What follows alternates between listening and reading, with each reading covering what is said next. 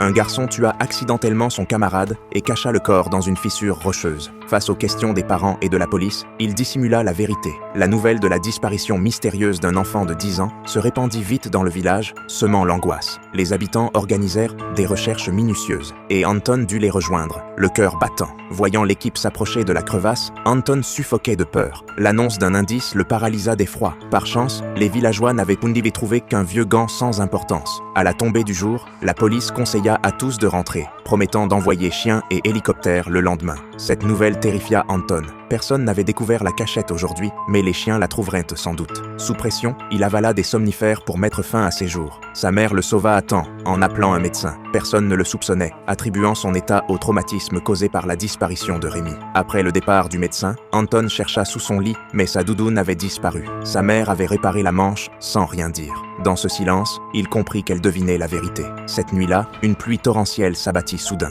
Anton ouvrit la porte et vit les alentours submergés. Terrifié, il serra sa mère contre lui. Un tronc d'arbre fracassa la fenêtre, l'assommant instantanément. L'eau envahissant la maison, Anton la traîna vers la sécurité. Recroquevillés dans l'escalier, ils pleuraient ensemble. Après l'inondation, le village était dévasté. Des objets flottaient partout. La forêt subit d'importants dégâts. Plusieurs villageois périrent et, préoccupés par leur sort, personne ne chercha plus Rémi. Anton put enfin respirer. 15 ans plus tard, diplômé, Anton était devenu un homme confiant, à l'avenir prometteur. Revenu au village pour faire ses bagages avant de s'installer comme médecin en ville, il assista à un dîner où le vieux médecin parla de sa retraite. Il souhaitait céder l'unique cabinet du village, visiblement à Anton, qui n'y montra aucun intérêt. Il rencontra la sœur de Rémi, son ami d'enfance. Leurs retrouvailles ravivèrent des sentiments cachés, et ils formèrent vite un couple. 2 semaines plus tard, des travaux commencèrent dans la forêt, réveillant le secret enfoui d'Anton. Craignant la découverte du corps, il s'introduisait souvent sur le chantier pour surveiller les progrès. Poussé à l'action, il prépara gants et outils pour éliminer le corps. Une nuit, Anton se glissa jusqu'à l'ancienne crevasse. Les vêtements étaient